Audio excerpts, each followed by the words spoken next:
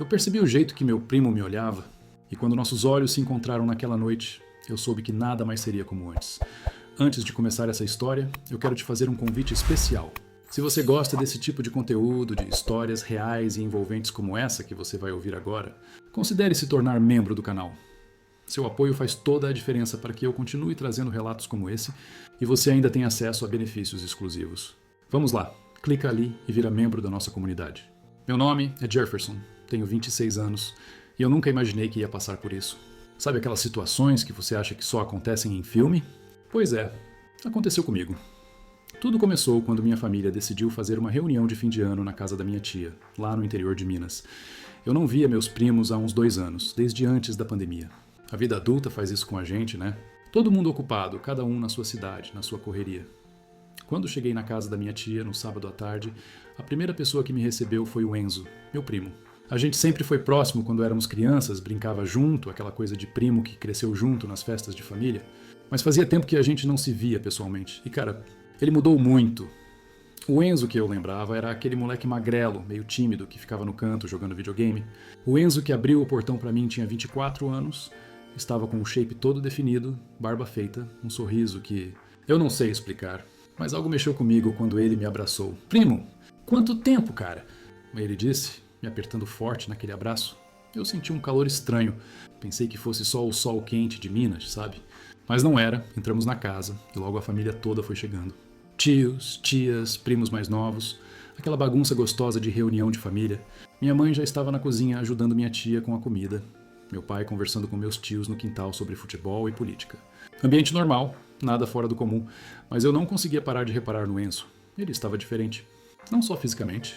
Tinha algo na postura dele, no jeito de falar, de se movimentar. E o pior, eu percebi que ele também estava me olhando.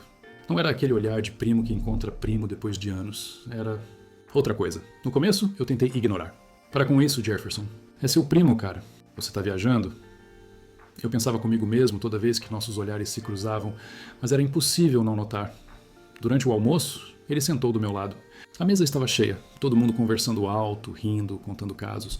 E no meio daquela confusão toda, eu senti a presença dele ao meu lado, como se não tivesse mais ninguém ali. Em um momento, ele passou o braço atrás da minha cadeira para pegar o sal que estava do outro lado. O braço dele roçou nas minhas costas, e eu juro que senti um arrepio. Desculpa, primo, ele disse baixinho, quase no meu ouvido. Meu coração acelerou. Eu tentei me concentrar na comida, na conversa da família, em qualquer coisa. Mas minha cabeça estava uma bagunça. O que estava acontecendo comigo? E por que eu tinha a sensação de que ele estava fazendo aquilo de propósito? À tarde, depois do almoço, a galera toda foi descansar. Alguns foram tirar um cochilo, outros ficaram na sala vendo TV. Eu decidi ir dar uma volta pela cidade, respirar um pouco, clarear a mente. Posso ir com você? O Enzo apareceu do nada, já com o tênis calçado. Eu não consegui dizer não. A gente andou pelas ruas do bairro, conversando sobre a vida, sobre trabalho, sobre como estava sendo morar em cidades diferentes. A conversa era leve, mas eu senti uma tensão no ar que não conseguia explicar. Até que ele perguntou, e aí, primo, você está namorando? A pergunta me pegou desprevenido. Não. Terminei faz uns meses. Eu respondi tentando parecer natural. Entendo, ele disse, e ficou um silêncio estranho entre a gente. A gente continuou andando, mas algo tinha mudado. Era como se aquela pergunta tivesse aberto uma porta que não deveria ser aberta. Quando voltamos para casa da minha tia, já estava anoitecendo. A família decidiu fazer uma fogueira no quintal, aquela vibe gostosa de interior. Violão, cerveja, conversas e risadas. Eu tentei ficar perto dos meus pais, dos meus outros primos, evitar ficar perto do Enzo, mas era inútil. Toda vez que eu olhava, ele estava me encarando, e o pior, eu não conseguia desviar o olhar, até que, em um momento, ele levantou e foi até a cozinha buscar mais gelo. Passou por mim e sussurrou, vem me ajudar aqui? Meu corpo se moveu antes que minha mente pudesse processar. Eu o segui até a cozinha. A casa estava vazia, todo mundo lá fora na fogueira. Era só eu e ele ali, sozinhos pela primeira vez no dia. Ele abriu a geladeira, pegou o saco de gelo, mas não se virou para voltar. Ficou parado ali, de costas para mim. Jefferson, ele começou a falar, mas parou. Fala, Enzo, eu disse com a voz mais trêmula do que eu gostaria. Ele se virou lentamente. Nos olhos dele tinha algo que eu nunca tinha visto antes. Eu preciso te contar uma coisa. E foi nesse momento que eu percebi. Aquele fim de semana na casa da minha tia não seria apenas uma simples reunião de família. Algo estava prestes a mudar entre mim e o Enzo. E eu não fazia ideia do quanto. Eu preciso te contar uma coisa. Meu coração estava batendo tão forte que eu tinha certeza que ele podia ouvir. A cozinha estava em silêncio. Só dava para escuchar as risadas da família lá fora, perto da fogueira. Mas ali dentro, naquele momento, era como se o mundo tivesse parado. O Enzo deu um passo na minha direção. Eu não sei como falar isso, ele disse, passando a mão no cabelo, nervoso. Mas desde que você chegou hoje, eu não consigo parar de pensar. Eu fiquei paralisado. Não sabia o que responder, o que fazer. Minha mente estava gritando para eu sair dali, voltar para o quintal, fingir que nada estava acontecendo. Mas meu corpo não se mexia. Pensar no quê, Enzo? Eu perguntei, mesmo já sabendo a resposta, ele me encarou. Aquele olhar que eu tinha sentido o dia inteiro, agora estava ali, direto, sem disfarce, em você. As duas palavras caíram como uma bomba entre a gente, antes que eu pudesse responder. A gente ouviu passos vindo em direção à cozinha, a gente se afastou rapidinho, e o Enzo pegou o saco de gelo como se nada tivesse acontecido. Meu tio entrou na cozinha procurando mais cerveja, deu boa noite pra gente e saiu, mas o clima tinha ficado pesado. Eu não conseguia olhar pro Enzo. Peguei meu copo de cerveja que estava na bancada e voltei pro quintal sem dizer nada. O resto da noite foi uma tortura. Eu tentava conversar com os outros primos, rir das piadas do meu pai, prestar atenção no violão que meu tio estava tocando. Mas minha cabeça estava naquela cozinha, naquelas palavras, em você. Quando deu meia-noite, a galera começou a ir dormir. Minha tia tinha organizado os quartos. Eu ia dividir o quarto com o Enzo e mais 2 primos menores. Quando ela falou isso de manhã, eu nem tinha ligado. Mas agora era diferente. Entrei no quarto e os 2 primos mais novos já estavam dormindo, cada um numa cama de solteiro. Sobrou uma cama de casal para mim e pro Enzo. Quando ele entrou no quarto, a gente trocou um olhar. Ele trancou a porta devagar, para não fazer barulho e acordar os meninos. Jefferson, sobre o que eu falei, ele começou sussurrando. Esquece isso, Enzo. Eu cortei rápido demais. A gente bebeu, foi só isso. Eu não bebi tanto assim, ele respondeu se aproximando. E você sabe que não foi só a bebida. Eu me sentei na beira da cama, passando as mãos no rosto. Isso não podia estar acontecendo. Era meu primo. Primo. A gente cresceu junto, nossas mães são irmãs, nossas famílias sempre foram próximas. Enzo, para. Isso é loucura. Eu disse, tentando colocar algum senso naquela situação. Eu sei, ele respondeu sentando do meu lado. Eu sei que é loucura. Você acha que eu não pensei nisso? Eu passei os últimos 2 anos tentando ignorar o que eu sentia. Eu virei para ele, confuso. 2 anos? Como assim 2 anos? Ele suspirou. Lembra daquele réveillon na praia na casa do vô? Eu lembrava. Foi a última vez que a gente tinha se visto pessoalmente, antes de tudo virar videochamada e mensagem no grupo da família. Naquela noite, quando a gente ficou conversando na varanda até de madrugada, foi ali que eu percebi. Ele continuou. Eu percebi que o que eu sentia por você não era só carinho de primo. Minha cabeça estava explodindo. Eu me levantei da cama, fui até a janela. Precisava de ar. Enzo, isso não pode acontecer. Eu disse de costas para ele. Nossa família... Imagina se alguém descobre. Imagina o escândalo.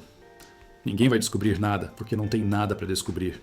Ele disse, e eu senti ele se aproximando por trás. Eu só precisava te contar. Eu não aguentava mais guardar isso sozinho. Eu me virei. A gente estava perto demais, perigosamente perto. E você acha que eu tô tranquilo? Eu falei. E foi a primeira vez que eu admiti em voz alta. Você acha que eu não percebi o jeito que você me olha? Você acha que eu não senti aquele abraço quando eu cheguei? Eu passei o dia inteiro tentando me convencer que era coisa da minha cabeça, mas não era. Os olhos dele brilharam. Então você também... Não. Eu cortei. Não, Enzo. Pode ser que eu tenha sentido algo, mas a gente não pode fazer nada com isso. Isso é errado. Por que é errado? Ele perguntou. Porque a gente é primo? Primo de 2º grau, Jefferson. A gente não divide o mesmo sangue direto? Não importa. Eu disse mais alto do que devia. Um dos primos se mexeu na cama e a gente congelou. Fiquei em silêncio até ter certeza que o moleque continuava dormindo. Não importa. Eu repeti, agora sussurrando. Para nossa família, a gente é primo, ponto. Enzo deu um passo para trás, passando a mão pelo rosto. Ele parecia frustrado, confuso, exatamente como eu estava me sentindo. Então a gente vai fingir que essa conversa nunca aconteceu? Ele perguntou. É o melhor a fazer. Ele me olhou por mais alguns segundos, e então balançou a cabeça. Tudo bem? Se é isso que você quer. Ele deitou na cama, virou para o lado, de costas para mim. Eu fiquei ali parado, olhando para ele, sentindo o peso daquela situação. Parte de mim queria voltar atrás, dizer que a gente podia conversar mais, entender o que estava acontecendo, mas a parte racional da minha cabeça estava gritando que eu tinha feito a coisa certa. Eu apaguei a luz e deitei do outro lado da cama, o mais longe possível dele. Mas eu não consegui dormir. Ficamos ali, os 2 acordados, fingindo dormir, com um oceano de distância entre a gente mesmo estando na mesma cama. E a pior parte? Eu sabia que aquilo não tinha acabado. Por mais que eu tivesse falado não, por mais que eu tivesse tentado colocar um ponto final naquela história, Eu sentia que aquilo era só o começo. E no fundo, bem no fundo, uma parte de mim não queria que acabasse. Eu acordei com o sol batendo no rosto. Os primos menores já tinham saído do quarto, dava para ouvir a movimentação da família pela casa. Cheiro de café fresco e pão na chapa vindo da cozinha. Olhei para o lado. O Enzo ainda estava dormindo, ou pelo menos fingindo que estava.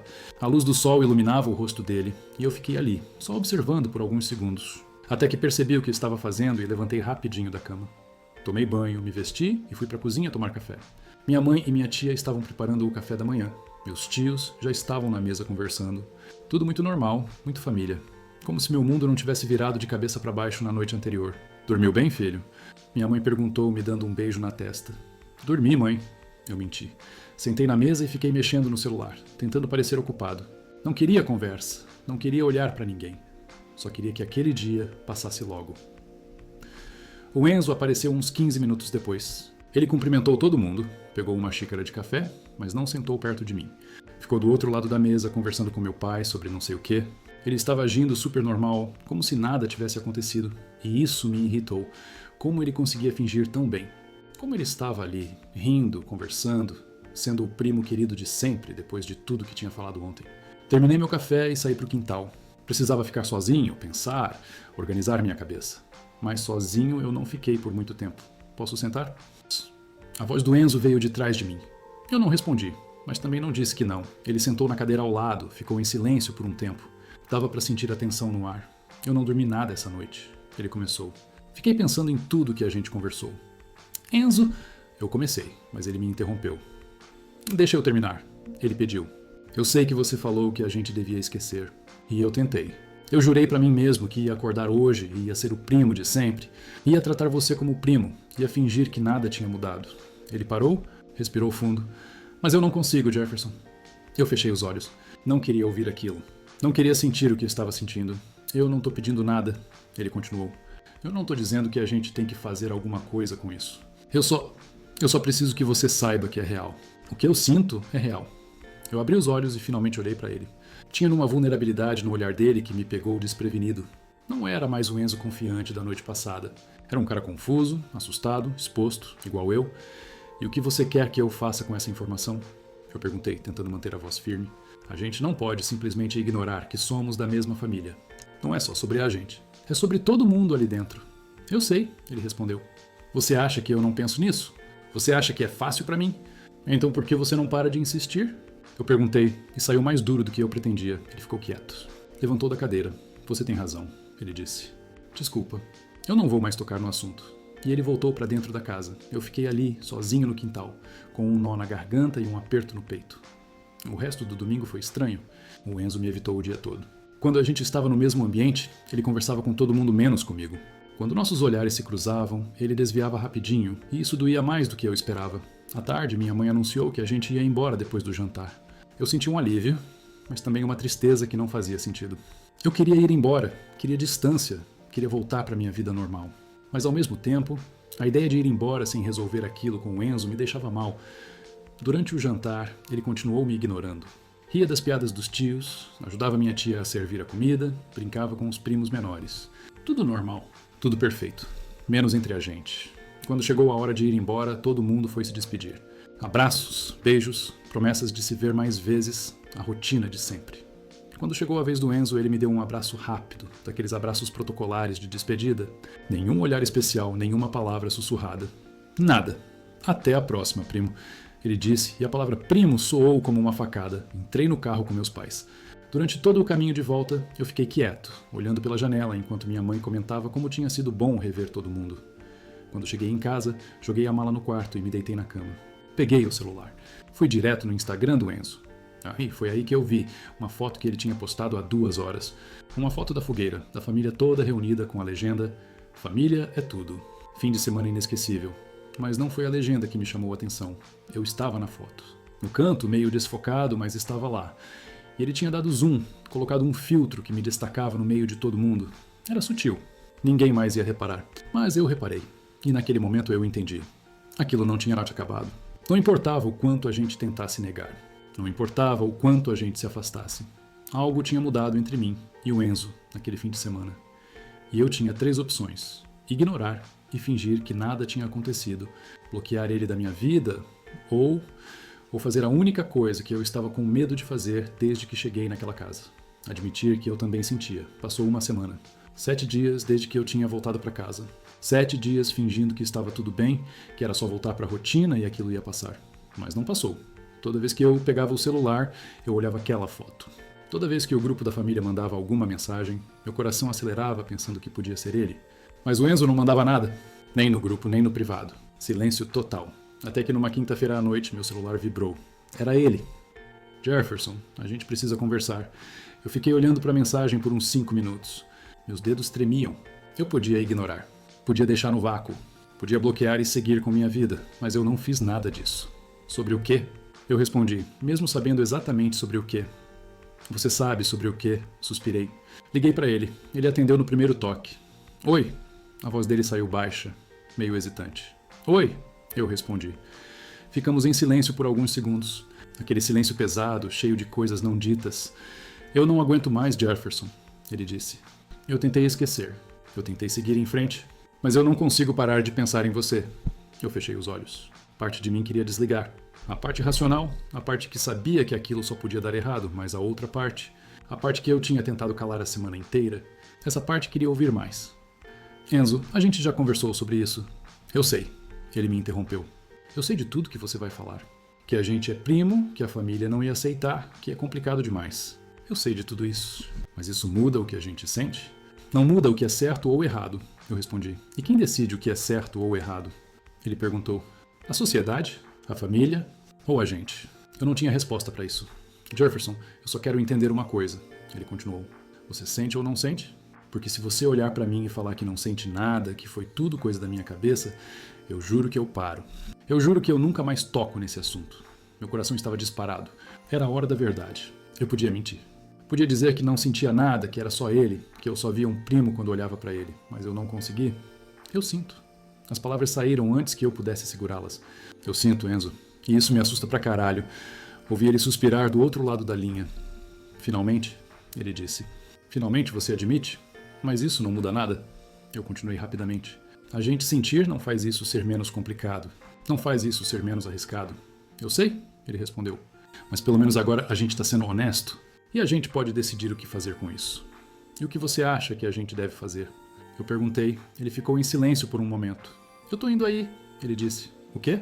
Eu tô pegando meu carro e indo aí. Eu preciso te ver pessoalmente. A gente não consegue resolver isso por telefone.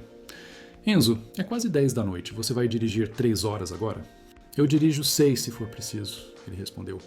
Eu chego aí de madrugada. Me manda seu endereço. E antes que eu pudesse argumentar, ele desligou. Eu fiquei ali, parado, processando o que tinha acabado de acontecer. O Enzo estava vindo. Pra cá. Agora, mandei meu endereço.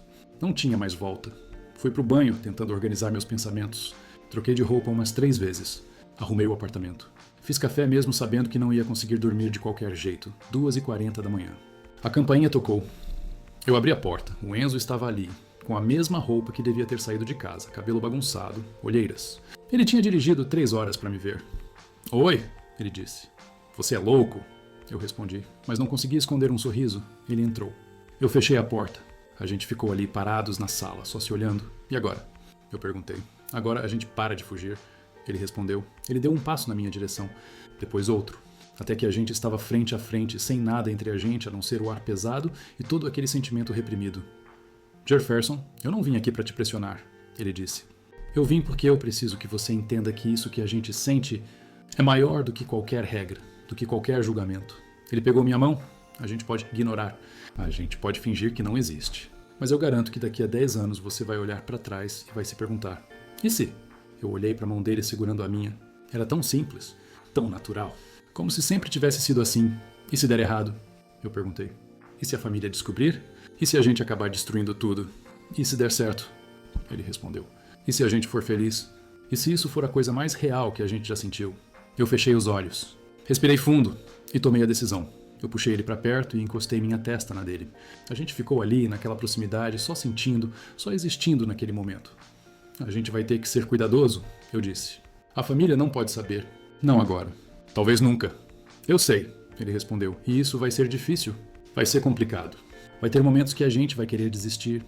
Eu sei, ele repetiu. Mas eu tô disposto a tentar. eu finalizei. Porque você tem razão, isso é real. E eu não quero passar o resto da vida me perguntando, e se? Ele sorriu. Aquele sorriso que tinha mexido comigo desde o primeiro dia. E então, finalmente, a gente se beijou. Foi um beijo demorado, cheio de tudo que a gente tinha segurado. Medo, desejo, alívio, confusão. Tudo junto, tudo de uma vez. Quando a gente se separou, ele me abraçou forte. A gente vai dar um jeito. Ele sussurrou no meu ouvido. E pela primeira vez, desde aquele fim de semana, eu acreditei que sim. Os meses seguintes não foram fáceis. A gente se via escondido, inventava desculpas para a família, fingia que era só amizade quando alguém perguntava por que o Enzo estava sempre na minha cidade. Teve momentos difíceis. Teve briga. Teve insegurança. Teve aquele medo constante de ser descoberto. Mas também teve momentos incríveis. Risadas às 3 da manhã. Viagens que ninguém sabia. A sensação de ter alguém que te entende completamente. E sabe o que eu aprendi com tudo isso? Que o coração não segue regras. Que os sentimentos não pedem permissão. Que às vezes a vida te coloca em situações que você nunca imaginou. E você tem duas escolhas. Fugir com medo ou enfrentar com coragem. Eu escolhi a coragem. E sim, foi assustador. Foi complicado. Foi tudo menos simples, mas foi real. E no final das contas, não é isso que importa. Ter algo real num mundo cheio de falsidade? Eu não sei como essa história vai terminar. Talvez a gente fique junto para sempre. Talvez não. Talvez um dia a família descubra e a gente tenha que lidar com as consequências. Mas eu não me arrependo. Porque eu aprendi que viver com medo do julgamento dos outros não é viver. É só existir. E se você está passando por algo parecido, se você está sentindo algo que a sociedade diz que é errado, eu te digo, escuta seu coração. Mas escuta com responsabilidade, com maturidade, com honestidade. Não é sobre fazer o que você quer, sem pensar nas consequências. É sobre ser verdadeiro consigo mesmo, mesmo quando isso é a coisa mais difícil do mundo. Porque, no final, você vai ter que olhar no espelho e fazer as pazes com suas escolhas. E eu fiz as pazes com as minhas. Se você gostou dessa história, se ela te tocou de alguma forma, não esquece de se inscrever no canal. Ativar o sininho para não perder os próximos relatos. E se você quer apoiar ainda mais esse trabalho, considere se tornar membro do canal. É através do apoio de vocês que eu consigo continuar trazendo histórias reais, histórias que importam, histórias que fazem a gente pensar. Até a próxima. E lembra, seja verdadeiro consigo mesmo, sempre.